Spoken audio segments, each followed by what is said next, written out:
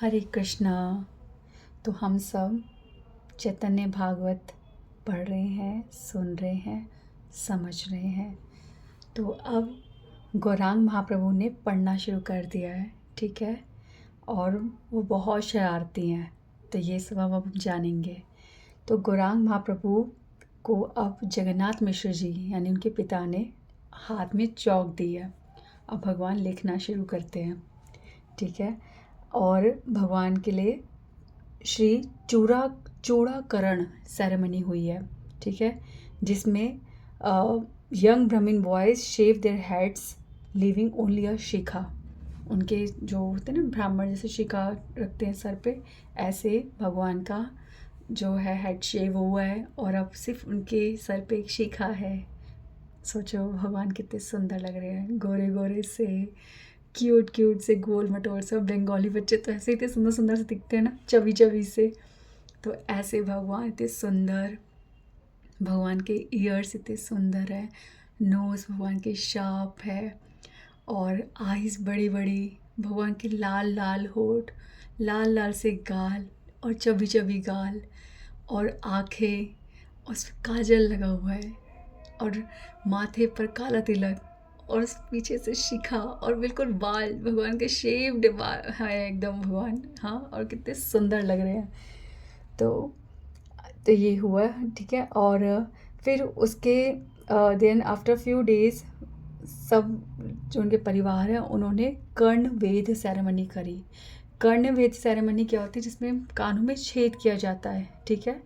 और इसका मतलब ये होता है कि बच्चा अब वेद सुनना शुरू कर चुका है, ठीक है।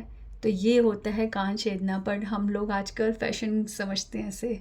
तो बच्चा जब पैदा होता है उससे ही पहले, जब वो गर्भ में आता है उससे ही पहले उस बच्चे के लिए संस्कार शुरू हो जाते हैं, ठीक है।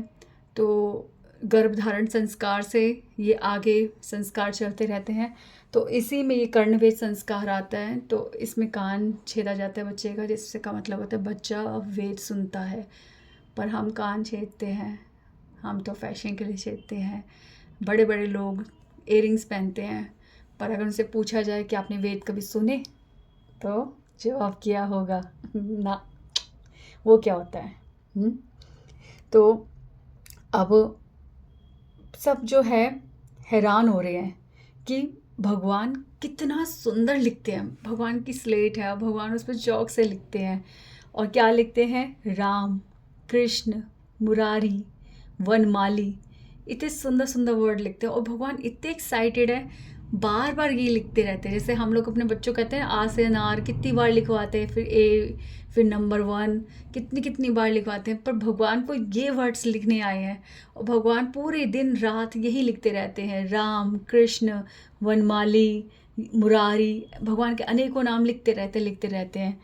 तो Narayan, the Lord of Vaikuntha planets, took the guise of child Nimai. और भगवान आज निमाई बनकर बच्चे के रूप में इस तरह से सारे नदिया के लोगों का मन मोह रहे हैं, लीलाएं कर रहे हैं। और इतना सुंदर लगता है जब अब भगवान, एक साधारण बच्चा भी जब बोलना शुरू करता है तो कितना सुंदर लगता है।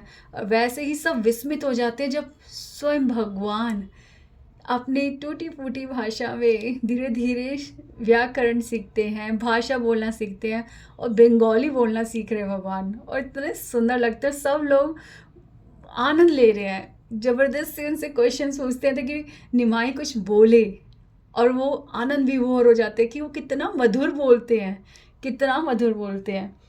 तो इस तरह से भगवान दिव्य अलौकिक लीलाएं करे जा रहे हैं, जिसका पार कोई नहीं पा रहा। सब आनंद में डूबे रहते हैं।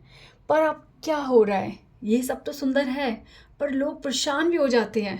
शची माता परेशान हो जाती है, जगन्नाथ मिश्र जी परेशान हो जाते हैं। क्यों? क्योंकि भगवान इतने शरारती और इतने ज़िद्दी हो जा रहे हैं। क्या करते हैं? कहते हैं ऐसी चीज़ें मांगते हैं जो मुश्किल है। पक्षी उड़ रहा है और उसे पकड़ना चाहते हैं, और वो पकड़ में नहीं आता तो दहाड़े मार मार के रोते हैं। और अपने आप को चोट पहुंचाते हैं कि क्यों नहीं पकड़ में आई मेरी, क्यों नहीं पकड़ में आई। तो कभी कहते हैं कि मुझे तारे ला के दो, मुझे चांद ला के दो, नहीं ला के देते तो अपने आप को पीटते हैं, अपनी दीवार पे हाथ मारते हैं, जैसे जिद करते हैं बच्चा ज़मीन पे लेट जाते हैं, चोटें लग जाती हैं उनके शरीर में, इस तरह से जिद करते हैं। अब कोई कुछ नहीं कर सकता, कहाँ से लाए। तो फिर जगन्नाथ मिश्र जी हैं, उनको अपनी गोदी में उठाते हैं, प्रेम करते हैं। कोई कहते लाओ मुझे तो, मैं चुप कराता हूँ बच्चे को। ऐसे करते करते सब इधर से उधर भगवान को उठा रहे गोदी में, पर भगवान चुप नहीं हो रहे। फिर याद आता है कि भगवान को हरि हरि बोलते हैं, हरे कृष्ण महामंत्र का उच्चारण करते हैं, चलो भगवान चुप हो जाएंगे। पर नहीं, कभी कभी तो बिल्कुल जिद नहीं कर छोड़ते अपनी। तो एक बार तो ऐसा हुआ कि भगवान बस में आ ही नहीं रहे, काबू पा ही नहीं रहे। सब हार चुके हैं कि कीर्तन कर लिए, सब कुछ कर लिए, और चुप क्यों नहीं हो रहे। तो क्या जिद पकड़ते हैं कि जगदीश पंडित जी और हिरण्य पंडित जो नदिया में रहते हैं, जो बहुत स्ट्रॉन्ग स्टॉन्च वैष्णव, शुद्ध वैष्णव है, ठीक है, और वो जगन्नाथ मिश्र जी के मित्र भी हैं दोनों, ठीक है, और उन एज में इतने बड़े हैं और ब्राह्मण हैं और वैष्णव है, और कहते हैं कि मेरे को उन्होंने आज जो बनाया है मुझे वो खाना है। जिद पकड़ गई कि मुझे उनसे ही, उन्होंने जो बनाया मुझे वही खाना है आज।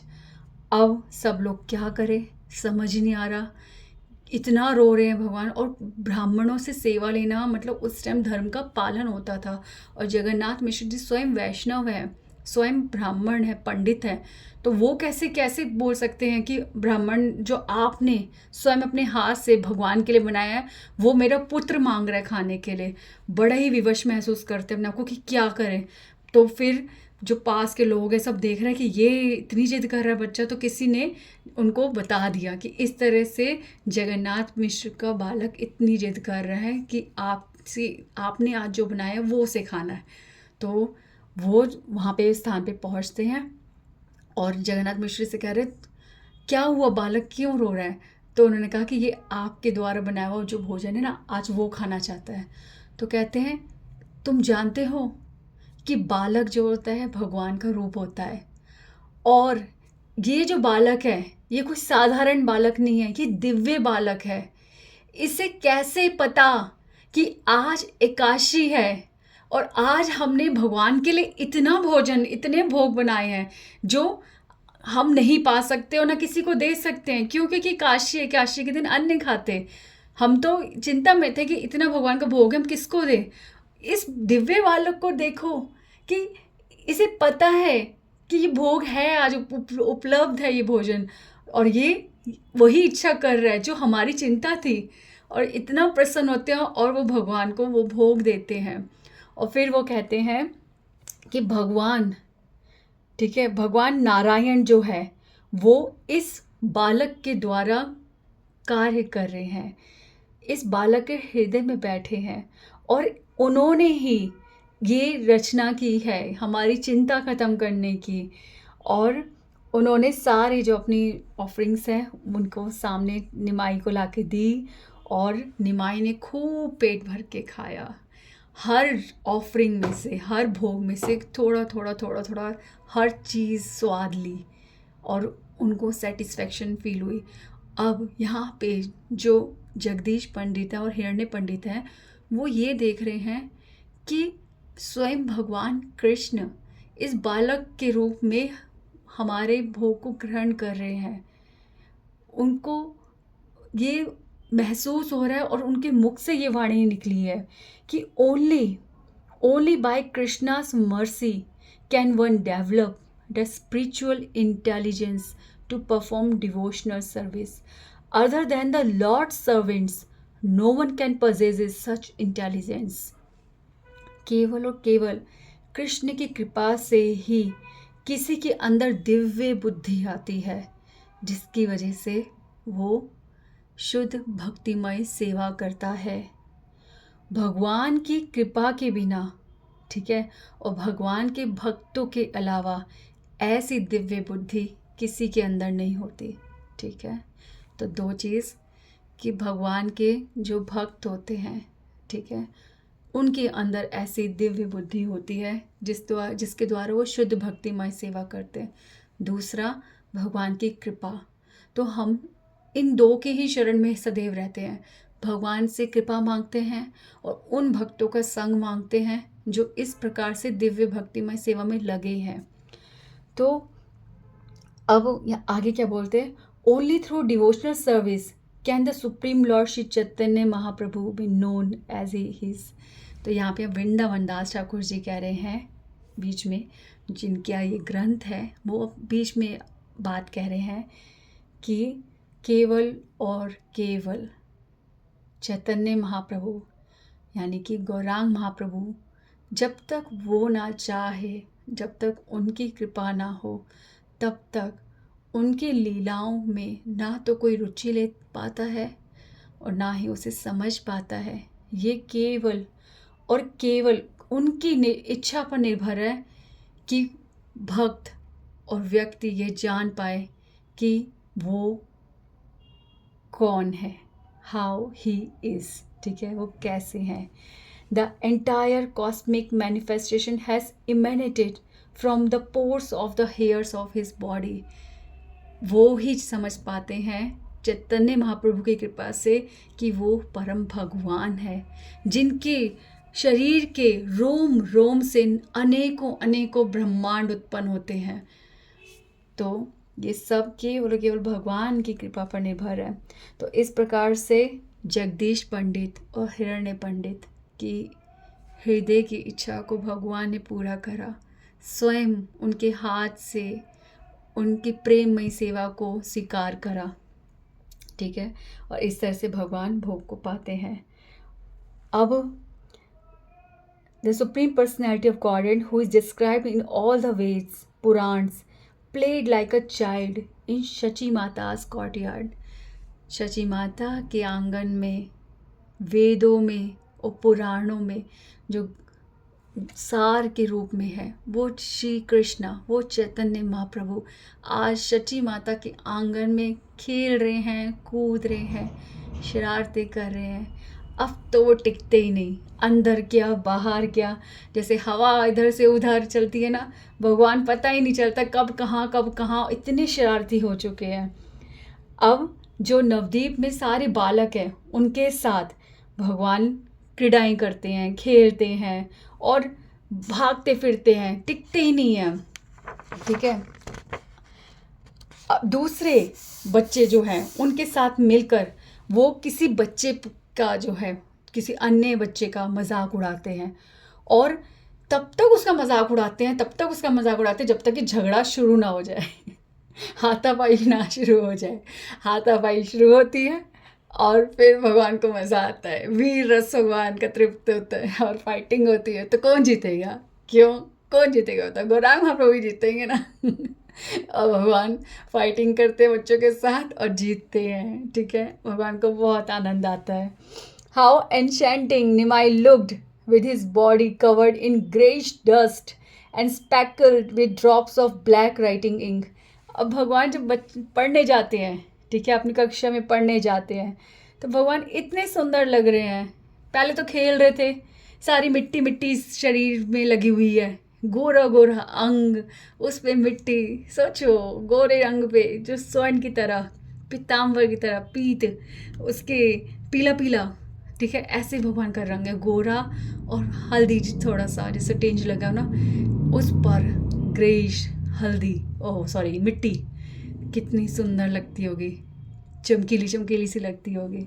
तो भगवान, और अब भगवान जब पढ़ रहे हैं तो उस टाइम जो वो इंक होती थी, तो भगवान छोटे छोटे हाथों से अपने वो लिखते हैं और हाथ में इंक लग जाती है। कहीं पे भी बॉडी में जहाँ जहाँ इंक के दाग लग रहे हैं, वो ऐसे लगते हैं जैसे चंद्रमा में वो होते हैं ना, चंद्रमा को जो बहुत क्लोज से देखते हैं ना, तब वो चंद्रमा के दाग है ना, डार्क से लगते हैं। तो भगवान का शरीर इतना प्रकाश और उस पर वो इंक के दाग, ऐसे लगता है जैसे नज़र उतार रहे भगवान की, इतने सुंदर लग रहे हैं। अब क्या करते हैं, क्लास ख़त्म, उसके बाद भगवान कहाँ जाते, गंगा जी में।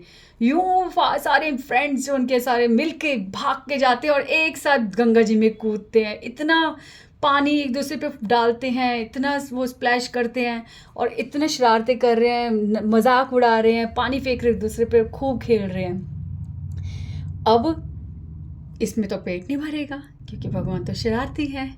और क्या करते हैं भगवान, क्या करते हैं, जो भी उनके आस पास है, कोई भी, उस टाइम नदियाँ की जो ख्याति थी, उस गंगा तट की जो ख्याति थी उस टाइम पे, कौन वहाँ नहीं आता था।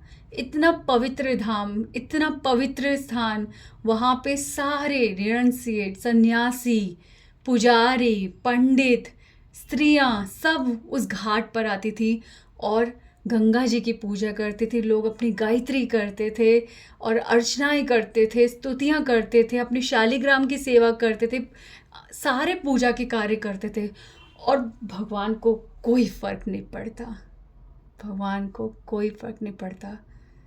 जब भगवान का हृदय कृपा का होता है ना, तो भगवान ये नहीं देखते किस विधि मार्ग से आ रहे हैं। जब कोई कृपा का पात्र बन जाता है ना, तो विधि कितनी उत्तम है, किस प्रकार की है। कृपा जब होती है ना, जैसे बारिश होती है ना, तो बारिश ये नहीं देखती कि कहाँ पानी की कमी पूरी तरह से नहीं है, हो रखी है, कहाँ पानी पूरा है। कभी कभी पानी जहाँ पूरा होता है वो नदियाँ बाढ़ बन के निकल जाती है, तो कहीं कहीं पे इतना सूखा पड़ा होता है कि इतनी बारिश हो रही थी फिर भी पानी कमी पड़ता है। पर बारिश को क्या पता, वो तो अपना बरस रही है। ऐसे ही जब भगवान की कृपा होती है ना, तो किस विधि से, किस हृदय से, किस प्रकार से, जाने में अनजाने में, हृदय से, आलस में, खिंचकर, किस प्रकार भक्ति पर जब भगवान की कृपा बरसती है, तो बस वो दिन होता है कि हम सब कुछ पा जाते हैं। तो आज सब प्रकार की विधियां जो उस गंगा घाट पे हो रही है, भगवान उन लोगों के साथ जो शरारतें कर रहे हैं, जो पानी फेंकना शुरू हुए उन पे, उनको परेशान करना जो शुरू हुए, वो उनको नहीं पता चल रहा, पर भगवान की कृपा बरस रही है। कितने लकी लोग हैं जो न जाने कहाँ कहाँ से उस टाइम नवद्वीप में पहुँचे थे, आज उन पर कृपा बरस रही है। भगवान शरारतें कर रहे हैं, उनके ऊपर इतना पानी फेंक रहे हैं, इतना पानी फेंक रहे हैं, कुछ नहीं सोच रहे वो कौन है और क्या होगा। वो श्राप दे सकते हैं, वो डांट सकते हैं, वो कुछ भी कर सकते हैं, बट नहीं, भगवान को कुछ नहीं। भगवान को अपनी शरारतों से मतलब है। अपने वाटर स्पोर्ट्स में लगे हुए हैं, कभी तैर रहे हैं, कभी गंगा की लहरों पे तैर रहे हैं। और गंगा जी का प्रवाह बहुत सुंदर है, छल छल छल छल करती गंगा जी बहती हैं, इतना तेज प्रवाह है, इतना सुंदर लग रहा है गंगा जी का नज़ारा वहाँ पे। और निमाई बहुत आनंद ले रहे हैं वहाँ पे। अब जो लोग हैं वो निमाई को चेतावनी देते, निमाई बाज आ जाओ, बाज आ जाओ बस। पर निमाई को कोई फ़र्क नहीं पड़ रहा, ठीक है, कोई उनको पकड़ नहीं पाता। जैसे कोई मारने के लिए दौड़ता है, भगवान इतनी तेज तैर के निकल जाते हैं कि भगवान हाथ ही नहीं आते। क्या करें, सब परेशान हो रहे हैं, ठीक है। और भगवान बार बार क्या करते हैं, सबको एक बार नहीं कई कई बार स्नान करने पर मजबूर कर देते हैं। कैसे, कोई नहा के निकला तो भगवान ने उस पर मिट्टी फेंक दी, कोई नहा के निकला तो भगवान ने उसको छू दिया, अरे अरे तुमने मुझे फिर से गंदा कर दिया, मुझे फिर से स्नान करना पड़ेगा। तो फिर क्या करते हैं, अगर कोई नहीं मान रहा फिर भी बाहर नहा के निकल रहा है, सोच रहे कोई ज़रूरत नहीं है, तो भगवान क्या करते हैं, मुंह में पानी भरते हैं और उसके मुंह पर, उसके उनके शरीर पर यूं पानी निकालते हैं थूकों के साथ, और अंदर तो फिर से वापस आता है और स्नान करता है। तो इस तरह से भगवान श्राद्ध कर रहे हैं। और अब बहुत ज़्यादा हद हो गई, भगवान ने बहुत परेशान कर दिया। ना उनके हाथ आ रहे हैं, ना कोई डांट सुन रहे हैं, ना पीट पा रहे हैं कोई उसे, उनको, निमाई को। तो सबने निर्णय ले लिया कि चलो आज जगन्नाथ मिश्र जी को बताते हैं कि उनका पुत्र कर क्या रहा है। और इस तरह से जगन्नाथ मिश्र के पास सारे लोग इकट्ठे होकर पहुंचते हैं। अब एक एक करके सारे शिकायतें बता रहे हैं। कोई कहते हैं हे मिश्र जी, आपके पुत्र के बारे में क्या कहें, ये हमारे को गंगा जी की अर्चना नहीं करने देता। फिर कोई कहता है कि हम ध्यान करते हैं, बस आंखें बंद करके अब ध्यान में जाते ही हैं, ये हमारे ऊपर पानी की छींटे ऐसे हाथों से पानी मार मार के हमारे को हमारी आंखें खोल देता है, हमारा ध्यान खोल देता है। फिर कोई क्या कहता है, हमसे पूछता है हम किसका ध्यान कर रहे हैं, किस पर हम अंदर अंदर आत्मा में किसको ढूंढ रहे हैं, इस तरह से हमारे से प्रश्न करता है। फिर कहता है आंखें बंद मत करो, सामने देखो, जिसको देख रहे वो मैं हूं, मुझे देखो, मैं स्वयं कलयुग में तुम्हारे सामने वही नारायण जिसका तुम ध्यान कर रहे हो, मैं आज कलयुग में प्रकट हुआ हूं। इस प्रकार से बोलता है आपका बालक। ये कहाँ की बात हुई। फिर कोई कहता है कि ये तो मेरा शिवलिंग ही चुरा लेता है, मेरा शिवलिंग चुरा लेगा और लेके भाग जाएगा और कहता है कि मैं ही महेश हूँ। और कोई कहता है कि हमारे क्लोथ्स, हमारे जो कपड़े हैं वो लेके भाग जाएगा, छुपा देगा। इस तरह से हमारे को ये परेशान करता है। तो कोई कहता है कि मिश्र जी ये सब छोड़ो, मेरी बात सुनो, मैं भगवान विष्णु की पूजा के लिए न जाने क्या क्या सामग्री एकत्रित करता हूँ, दुर्वा घास, चंदन, भगवान विष्णु का आसन और कितनी चीज़ें मैं भगवान के लिए ऑफर करता हूँ। और उसी टाइम निमाही आता है, भोग खाता है और विष्णु के आसन पे बैठता है और फिर सारी जो चीज़ें उनको लात मार के फेंक देता है। इतना घोर अपराध करते हैं आपका बालक। पॉज। यहाँ पर ध्यान दिया जाए कि उस ब्राह्मण ने जो कंप्लेंट कर रहे हैं, उन्होंने आसन रखा, भोग रखा, चंदन रखा और न जाने कितनी चीज़ें रखी, पर भगवान ने उसमें पता है क्या क्या ग्रहण करा, आसन ग्रहण करा। आसन मतलब कि आप भगवान को पुकारो और आसन दो कि भगवान आओ, मेरा हृदय आपका आसन है, प्लीज़ इस आसन पे विराजो। भगवान वो आसन ग्रहण करते हैं। सेकंड, भगवान को हृदय से भोग लगाओ। आप जो भी खाते हो आप भगवान को भोग लगा के खाओ, भगवान को प्रेम से कहो कि भगवान प्लीज़ इसे पाओ, प्लीज़ इसे पाओ। अगर मैं इसे डायरेक्ट पा लूँगी, आपको भोग नहीं लगाऊंगी, तो मैं सिर्फ पाप खा रही हूँ। मुझे कब तक पाप खा चुकी हूँ, मैं कब तक खाऊंगी भगवान। अब आप इससे भोग लगाओ ताकि इसमें समस्त पाप नष्ट हो जाए और ये प्रसाद बन जाए और मेरे हृदय में केवल और केवल भक्ति, सत्य और प्रेम का रस घोले। ऐसा भोग लगाओ। भगवान चंदन अपने शरीर पर लेप कर लेते हैं। भगवान को कुछ भी प्रेम से हम अर्पित करते, भगवान ग्रहण कर लेते हैं। बाकी जो इधर उधर की चीज़ें लाते हैं वो भगवान उसे स्वीकार नहीं करते। क्यों नहीं स्वीकार करी भगवान ने, क्यों लात मार के इधर फेंक दी चीज़ें। भगवान कहते हैं क्यों इतना समय लगा रहे हो, इन सब की कोई आवश्यकता नहीं है। आसन दे दिया, तुमने मुझे भोग लगा दिया, तुम मुझे अपना समय दे रहे हो, तुम मुझे अपने अश्रु दे रहे हो, तुम मुझे अपने शब्द दे रहे हो, तुम मुझे अपनी प्रार्थनाओं में शामिल कर रहे हो और मुझे कुछ नहीं चाहिए। तो भगवान की हर चीज़ में संकेत है। ठीक है। फिर अब जो है निमाई जो है, then Nimai said why do you feel sad. ठीक है। कभी कभी भगवान, एक जो और व्यक्ति है वो कंप्लेंट कर रहे हैं कि तुम दुखी क्यों महसूस करते हो अपने आप को, तुम्हारे सामने मैं स्वयं हूँ।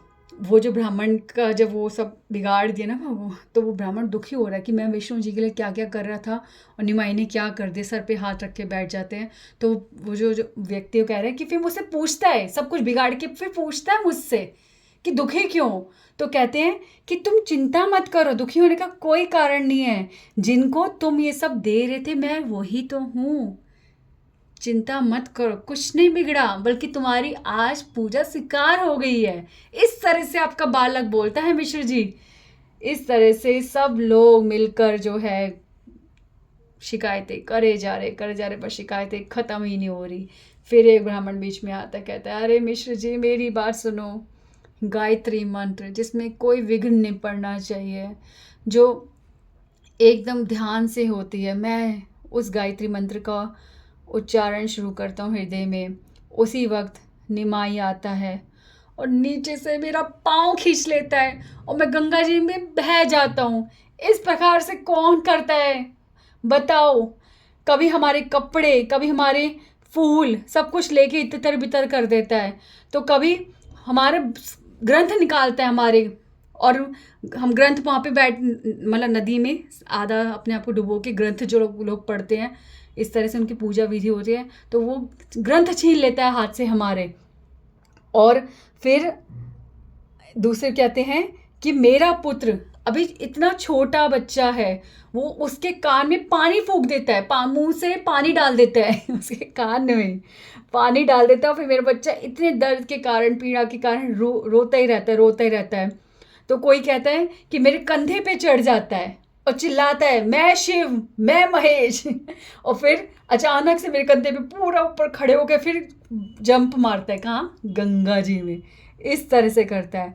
और कोई कहते हैं कि he sits on my seat of worship, मेरे जो पूजा का स्थान होता है उस पर बैठ जाता है और सारे मेरे भोग खा लेता है। फिर खाने के बाद मेरी जो मैंने पूजा का आसन बिछाया होता है वहाँ बैठ के स्वयं पूजा करने लग जाता है। इस तरह से भी कार्य करता है। और जो भी होता है सब मिट्टी सब कुछ हमारे ऊपर फेंकता है, दबादब फेंकता है, जोर जोर की फेंकता रहता है, फेंकता रहता है। और इस तरह से सारे लड़के जो होते हैं और वो भी उत्साहित होते हैं और वो भी इसके साथ लग जाते हैं, सब मिलकर हमारे को इतना परेशान करते हैं।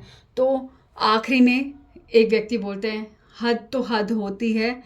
हम लोग जब भाग के बस निकलने ही वाले होते हैं तो देखते हैं कि हमारे जो कपड़े हैं, जो स्त्रियों के कपड़े हैं, वो पुरुषों के कपड़ों के स्थान पे होते हैं, और जो पुरुष के कपड़े हैं वो स्त्रियों के कपड़ों के स्थान पे होते हैं। अब बताइए मिश्र जी, हम कैसे उल्लंघन करें और उस स्थान पे जाएं जहाँ स्त्रियां स्नान कर रही हैं? इतना भयंकर आपका पुत्र जो है इतना हमें परेशान करता है। हे जगन्नाथ मिश्र जी, आप उपाय कीजिए। आप इतने पंडित हैं, आप इतने दयाल हैं, आप इतने मतलब ब्राह्मण हैं, और आपका पुत्र कैसा है, किस प्रकार की वो हरकतें कर रहा है, और आपको पता है कि उसके स्वास्थ्य कितना बिगड़ जाएगा। वो कक्षा से निकलता है जब उसके बाद से लेकर ये 2:30 बजे तक दिन में मध्याह्न काल तक ये पानी में रहता है। आप बताइए आपके पुत्र का स्वास्थ्य कैसा रहेगा? आप चिंता कीजिए। इस तरह से सब लोग जो है जगन्नाथ मिश्र जी को परेशान कर रहे हैं। निमाई की एक पर एक शिकायतें कर रहे हैं। दूसरी तरफ से स्त्रियां वो शची माता को घेर कर बैठी हुई हैं और शची माता को कंप्लेंट कर रही है कि देखो निमाई हमें कैसे परेशान करता है, कैसी कैसी बातें करता है, हमारे सारे जो हमारी अर्चना का सामान होता है सब बिगाड़ता है, और हमारे ऊपर पानी फेंकता है, और जो पूजा में जो बीज होते हैं, ओकड़ बीज होते हैं, वो सारे हमारे बालों में डाल देता है। आप सोचो हमारे इतने लंबे लंबे केश, कैसे कैसे हम उन बीजों को निकालेंगे? तो कभी आता है कहता है मुझसे विवाह कर लो इस तरह से कहता है। तो बताओ माता, ये किस प्रकार का आपका पुत्र है जो हमें इतना परेशान करता है? और शची माता, जगन्नाथ मिश्र जी बस बहुत परेशान हैं। सब लोग शिकायत करके चले गए। अब जगन्नाथ मिश्र जी को बहुत क्रोध आ गया, बहुत क्रोध आ गया, और उन्हें तय कर लिया कि आज तो निमाई को दंड मिलेगा, मिलेगा ही मिलेगा। आने दो उसे, मैं उसको बांध कर इतना मारूंगा कि कभी वो कुछ नहीं करेगा। ठीक है? ये बात सुनकर सब लोग निकले हैं। स्त्रियों ने शची माता की चरणों की धूल सर पे लगाई, प्रणाम किया और निकली। अब सब लोग फील कर रहे हैं जगन्नाथ मिश्र जी को हमने बोल तो दिया, उनका क्रोध देखकर तो उनको भी डर लग गया कि अब वो निमाई के साथ क्या करेंगे। हाय राम, ये सब कर दिया तो निमाई कहीं हमारे से शरारतें करना बंद कर देगा तो हमारा क्या होगा? माना वो हमें बहुत परेशान करता है, पर हमारे को तृप्ति भी होती न जाने क्यों, आनंद आता है। अगर ये सब बंद हो गया तो कैसे होगा? उनको चिंता हो गई। अब एक जो स्त्री है उनमें, उसने सोचा क्या किया जाए, क्या किया जाए? जगन्नाथ मिश्र जी को मना करेंगे तो कहेंगे अभी तो तुम ही शिकायतें कर रही थी, अब किस तर्क पर तुम मुझे मना कर रही हो, हम क्या करें? तो उसने क्या सोचा कि जाके ना मैं निमाई को ही बता देती हूँ कि हमने क्या किया है, अब वो जाने कैसे बचना है इससे। तो फटाफट एक लड़की जो है, स्त्री जो है, वो जाती है निमाई को जाके बताती है, निमाई हमें क्षमा करना, हमें तुम बहुत परेशान करते हो ना, इसलिए हमने ना क्रोध में आकर ना हम सब ने मिलकर, सारे सन्यासी, ब्राह्मण, सब पुरुष, सब स्त्रियों ने, सब ने मिलकर आज तुम्हारी खूब चर्चाएं की है तुम्हारे घर जाकर। और जगन्नाथ मिश्र तुम्हारे पिता बहुत बहुत बहुत क्रोधित है, वो बस आने वाले होंगे। निमाई तुम कोई उपाय सोच लो, क्या करना है आज, कैसे बचना है।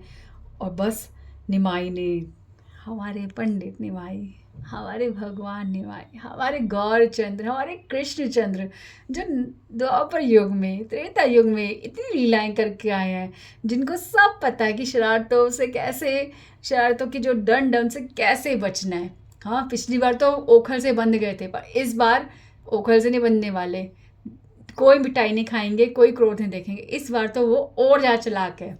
तो उन्होंने क्या करा, सारे मित्रों से योजना बना ली और सबको बोल दिया कि देखो, पिताश्री आएंगे तो तुम्हें ये जवाब देना है। निमाई तो यहाँ आया ही नहीं, वो तो कक्षा के बाद सीधा घर की ओर चला गया था, हम तो कब से उसकी प्रतीक्षा कर रहे कि कब वो आए और हम स्नान करें, पर वो तो आया ही नहीं अभी तक। अब जगन्नाथ मिश्र जी समझ रहे हैं ये झूठ बोल रहे हैं, इधर से उधर ढूंढ रहे हैं। इतनी देर में वो जो लोग सारे चिंता में थे कि जगन्नाथ मिश्र क्या करेंगे, वो आके बोलते हैं कि जगन्नाथ मिश्र जी, अरे छोड़िए छोड़िए, हमने बोल दिया, कोई बात नहीं, आप इतनी चिंता क्यों कर रही थी, तो होता ही रहता है, वो तो बालक है, आप छोड़ दीजिए, हमें कोई परेशानी नहीं है। अगर देखिए वो ऐसा कुछ करेगा ना, हम स्वयं उसे पकड़कर आपके पास लाएंगे, आप चिंता मत कीजिए, आप घर जाइए, निमाई यहाँ नहीं है।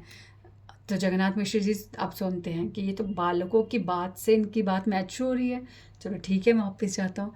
अब जगन्नाथ मिश्र जी जो घर पहुँचते हैं तो देखते हैं कि निमाई वहाँ पे है और सारे शरीर पे इंक लगी हुई है, मिट्टी लगी हुई है। जगन्नाथ मिश्र जी देखकर हैरान हो रहे हैं, इसको देख के तो लग ही नहीं रहा ये गंगा जी में स्नान करके आया है, ये तो ऐसा लग रहा है अभी कक्षा से ही आया हुआ है, सीधा यहीं पहुँचा है, ये क्या है। और उधर से चिल्ला के बोल रहा है, माता, शची माता को वहाँ लगा रखे, मुझे तेल दो, मुझे गंगा जी में स्नान करने जाना है, मेरे मित्र मेरी प्रतीक्षा कर रहे होंगे। और जैसे ही जज निमाई देखते हैं कि जगन्नाथ मिश्र खड़े हुए हैं दरवाजे पर, भाग के जाते हैं और गोदी में चढ़ जाते हैं वो उनकी, अपने पिता की, और आलिंगन करते हैं। और जैसे ही आलिंगन करते हैं, जगन्नाथ मिश्र जी सब भूल जाते हैं, सब भूल जाते हैं कि मेरा पुत्र इतना शरारती है, मेरे पुत्र ने क्या क्या किया, मुझे क्रोध करना चाहिए था, सब भूल जाते हैं और बिल्कुल मुग्ध हो जाते हैं उस आलिंगन में। फिर जगन्नाथ मिश्र धीरे धीरे होश में आते हैं और फिर बोलते हैं, निमाई तुझे पता है आज कितने लोग घर पे आए थे, क्या क्या बोल रहे थे, तो सच्ची में ऐसे करता है, मैं तुझसे ऐसी आशा नहीं कर सकता कि तू विष्णु पूजा में बाधाएं डालता है, ये तूने कहाँ से सीखा। तब निमाई कहते हैं कि पिताजी मैंने ऐसा कुछ नहीं करा, मैंने तो अभी तक गंगा जी में स्नान भी नहीं किया, ये किस प्रकार की शिकायतें हैं। पिताजी आप जो बोल रहे हैं ना, यदि ये मुझे फिर से सुनने को मिला ना, तो ये जो मैंने नहीं किया ना वो मैं कर डालूंगा। जगन्नाथ मिश्र जी हैरान होते हैं, मतलब इसने अभी तक ऐसा नहीं किया, और हैरान होते हैं, कहते हैं अच्छा पिताजी मेरे मित्र जो है मेरी प्रतीक्षा कर रहे हैं, और गोदी से उतरे और भाग गए।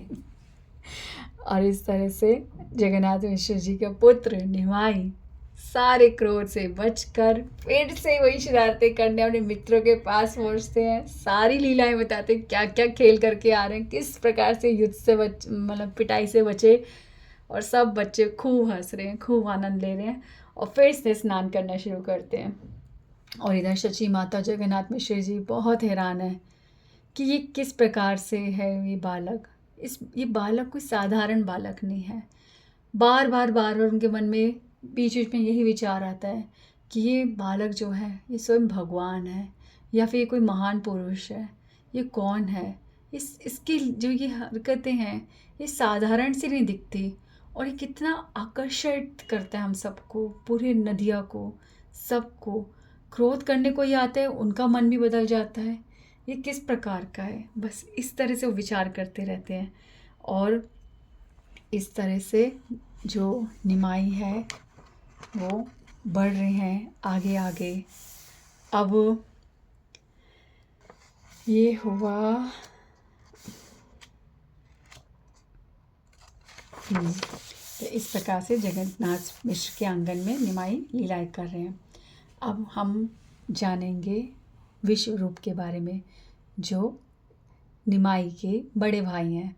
ठीक है, निमाई के जो बड़े भाई विश्व रूप हैं, वो जब गौरांग महाप्रभु की, निमाई की, विश्वम्बर की ऐसी ऐसी लीलाएं देखते हैं तो उनको बार बार ये रियलाइज़ होता है कि ये जिनका मैं ध्यान करता हूँ, जिस बाल गोपाल रूप का मैं सदा स्मरण करता हूँ, न जाने मुझे क्यों प्रतीत होता है ये वही बाल गोपाल श्री कृष्ण है। विश्व रूप को बार बार ये महसूस होता है, पर वो अपने हृदय की ये बात, इस महसूसी को, इस अनुभव को किसी से शेयर नहीं करते, किसी को नहीं बताते, और केवल जो निमाई की लीलाओं का आनंद लेते हैं। अब विश्व रूप जो है वो बचपन से ही जो है उनका मन ना केवल भक्ति में, केवल शास्त्रों में लगता है। उनका मन इतनी तरह से रमा हुआ है भगवान की सेवा में, कृष्ण की स्मरण में, कि उनका सुनना, उनका श्रवण, उनका बोलना, उनका ध्यान करना, उनकी इंद्रियों का हर कार्य केवल भगवान की सेवा में लगा हुआ है। और जैसे जैसे वो बढ़ रहे हैं वैसे उनका भौतिक सुखों में जो इंटरेस्ट है वो कम हो जा रहा है। तो अब विश्वरूप जो है, जो उनको केवल भगवान की रियलाइजेशंस में ही किस तरह से वो बढ़े, यही वो सोचते रहते हैं, और हमेशा वो शुद्ध भक्तों का संग करना चाहते हैं ताकि वो कृष्ण भक्ति के बारे में और जाने, कृष्ण कथा का श्रवण करें। और जो वो जहाँ जिस समाज में वो रह रहे हैं, अब वहाँ पे भक्ति का कोई भी मतलब नहीं रहा। लोग भक्ति नहीं करते ना, भक्त को भक्ति करने देते हैं। कितने तरह के टॉन्ट्स करते हैं वो। पूरी तरह से माहौल बदल चुका है। तो कोई जो people of Nadia would see the Vaishnava devotees, उन्होंने ताने बना रखे, ताने। ठीक है, तो जब भी वैष्णव को देखते हैं तो कहते हैं the renounced sannyasis, the chaste ladies and the yogis performing austerity will have to die, then why their futile Endeavour.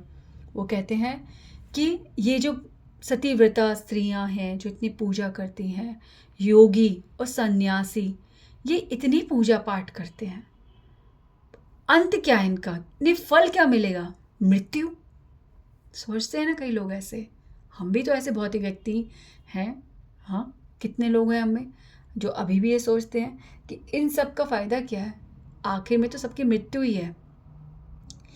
मृत्यु क्या है? मृत्यु क्या है? जो भौतिक व्यक्ति है उसके लिए मृत्यु होती है कि शरीर खत्म, एक शरीर को शमशान घाट पे लिया जा रहा है और कहते हैं उसकी मृत्यु हो गई। पर एक भक्त जो होता है ना, उसकी मृत्यु पता है क्या होती है? उसके लिए मृत्यु ये है कि जब वो भगवान को भूल जाए, जिस दिन उसने भक्तों का संग ना मिले, जिस दिन वो कथा का स्मरण ना करे, जिस दिन वो इंद्रिय भोगों में गलती से भी लिप्त हो जाए और भगवान को महसूस ना कर पाए, उसके किसी भी कार्य में उसका स्मरण छिन जाए, वो उसकी मृत्यु होती है। ठीक है, तो भक्त अंतिम क्षण तक ऐसी मृत्यु की शक्ल तक नहीं देखते, और अगर ऐसी मृत्यु का अनुभव ही उन्हें होता है तो हाहाकार करते करते रोते हैं कि भगवान रक्षा करो, त्राहि माम त्राहि माम त्राहि माम, आह निकलती है। इसलिए तो हमारे आचार्यों ने जब भजन किया है तो हाँ गौरांग, हाँ गौरांग, अहो, कैसे कैसे उनको उच्चारण करें भगवान को पुकारने का, करुणामय पुकार से हाँ गौरांग बोलते हैं। तो ये मृत्यु है। तो मृत्यु लगता तो है सबको कि शरीर खत्म हो रहा है और मृत्यु सबको मिल रही है, पर मृत्यु सबको आती है। मैटर ये करता है मृत्यु कैसे आती है, मृत्यु किस प्रकार से आती है, ये देखो। शरीर खत्म होता है, आत्मा तो ना भौतिक व्यक्ति की खत्म होती है ना भक्त की खत्म होती है, पर आत्मा अगला शरीर कौन सा लेगी ये डिपेंड करता है आपके पूरे जीवन पर। आप कैसे मर रहे हो, आपके मन में आखिरी में भी क्या विचार है, शरीर को लेकर विचार है या भगवान का विचार है। आप तड़प तड़प के मर रहे हो, ये आपके मुख पर हरि नाम है, आपके होठों पर मुस्कुराहट है, आपको कोई तकलीफ महसूस नहीं हो रही, आपकी आंखों में करुणा है और आपके हृदय में बहुत आशाएं हैं कि मैं अगला जन्म भी भगवान का पाऊँ, भगवान की भक्ति का पाऊँ। बताओ, मृत्यु आई, पर कैसे मृत्यु आई? आप ये तब तक नहीं महसूस कर सकते, आपको इसका प्रमाण तब तक नहीं मिलेगा जब तक आपके जीवन में स्वयं आपने किसी भक्त को ना देखा हो। प्लीज़, किसी भक्त की जब मृत्यु होती है ना, हाँ, तो आप वहाँ पहुँचो। किसी का पता चले ना कि वो भक्त है, वो शरीर छोड़ रहा है, अब फिर भक्त कौन है भी कैसे पता चले आपको।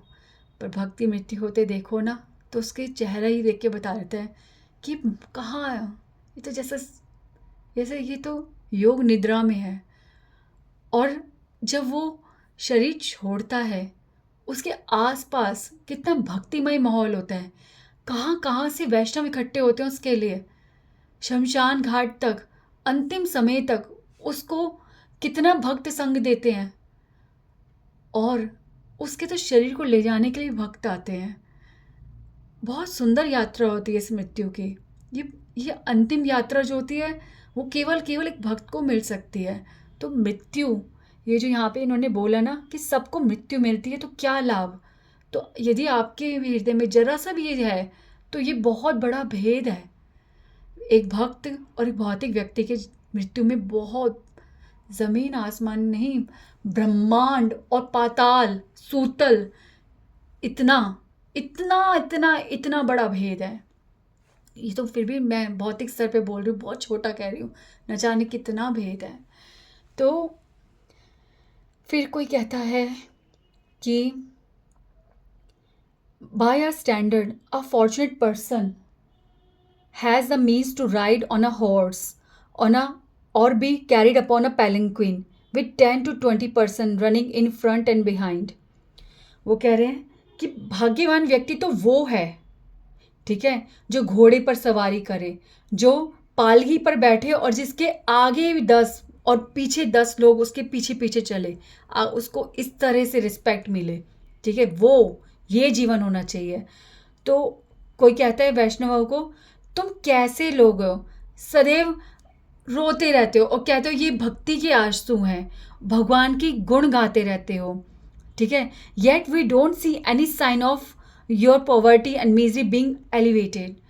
हमारे को तो कुछ भी नहीं दिखता, तुम ये रो रहे हो, हमारे को तो ऐसा लगता है तुम गरीबी के कारण रो रहे हो, तुम्हारी जो दुख है, तुम्हारी पीड़ा, तुम्हारी गरीबी दूर ही नहीं हो रही, इसलिए हमारे को ये तुम्हारे आंसू दिखते हो और तुम कहते हो ये भक्तिमय आंसू हैं। अनदर टॉपिक, ठीक है। अब भक्त, क्या एग्जाम्पल बोलूं,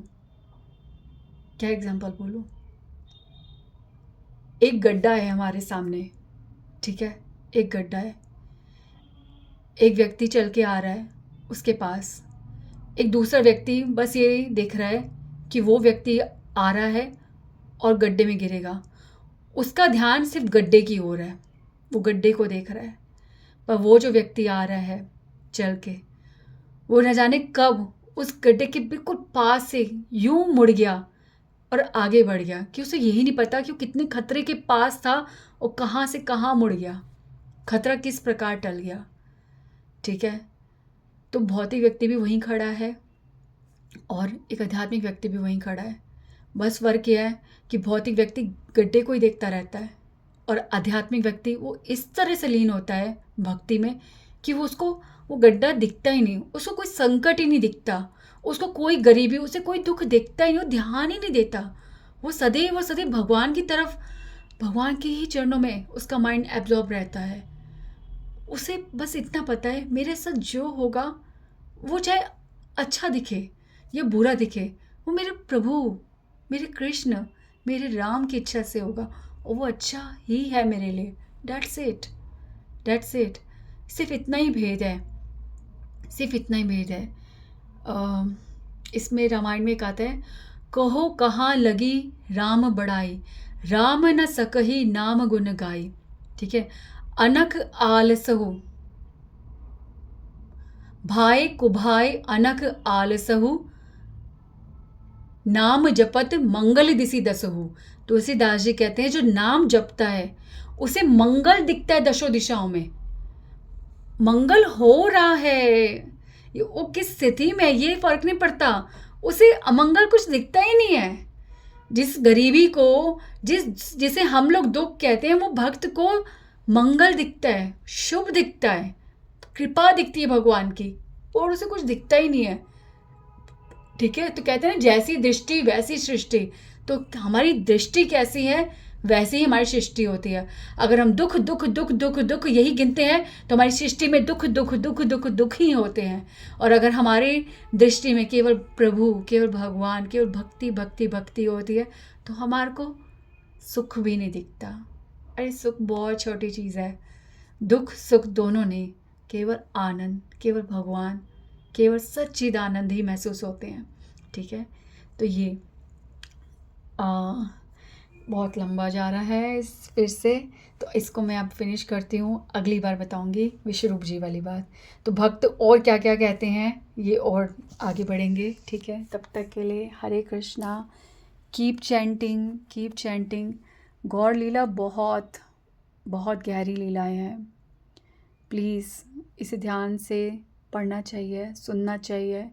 गौरांग महाप्रभु की लीलाएं आनंद से भरी हुई है, और अगर आपको आनंद आ रहा है ना तो आप समझना कि गौरांग महाप्रभु की कृपा हो रही है। गौरांग महाप्रभु बहुत जल्दी कृपा करते हैं, बहुत जल्दी कृपा करते हैं। जैसे सावन में जब मिट्टी सबसे ज़्यादा उपजाऊ होती है, ठीक है, तो वैसे ही ये कलयुग है ना, इसमें सबसे बेस्ट जो बरस रहा है ना पानी, और इस टाइम जो बीज पड़ सकते हैं वो सब, और सब किसकी वजह से हो रहा है? गौरांग कृपा से। ये कृपा का सावन है, गौरांग कृपा का सावन है, सबसे बेस्ट युग है ये। तो इसमें जल्दी से जल्दी बीज जलाओ, बीज डालो और भक्ति की खेती उत्पन्न करो, महसूस करो, हरियाली देखो, प्रेम देखो चारों तरफ। हरे कृष्णा।